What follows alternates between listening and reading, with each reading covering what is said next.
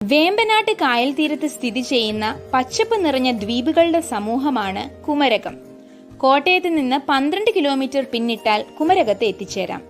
സമുദ്രനിരപ്പിന് താഴെ സ്ഥിതി ചെയ്യുന്നതിനാൽ കുമരകം കേരളത്തിന്റെ നെതർലാൻഡ്സ് എന്നും അറിയപ്പെടുന്നുണ്ട്. വിദേശീയരും സ്വദേശീയരുമടക്കം നിരവധി സഞ്ചാരികൾ കുമരകത്തിന്റെ സൗന്ദര്യം അടുത്തറിയാൻ എത്തിച്ചേരാറുണ്ട്.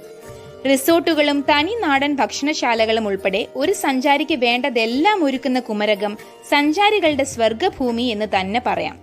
കേരവൃക്ഷങ്ങളുടെ തലയെടുപ്പും നെൽവയലുകളും ഒരുക്കുന്ന പച്ചപ്പാണ് കുമരകത്തിന്റെ സൗന്ദര്യം.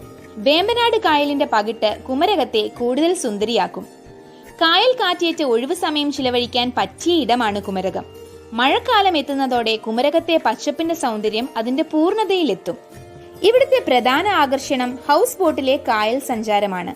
കെട്ടുവള്ളത്തിലൂടെയുള്ള സവാരി ഇഷ്ടമില്ലാത്തവരായി ആരുമില്ല. അസ്തമയ കാഴ്ചയാണ് മനോഹരം.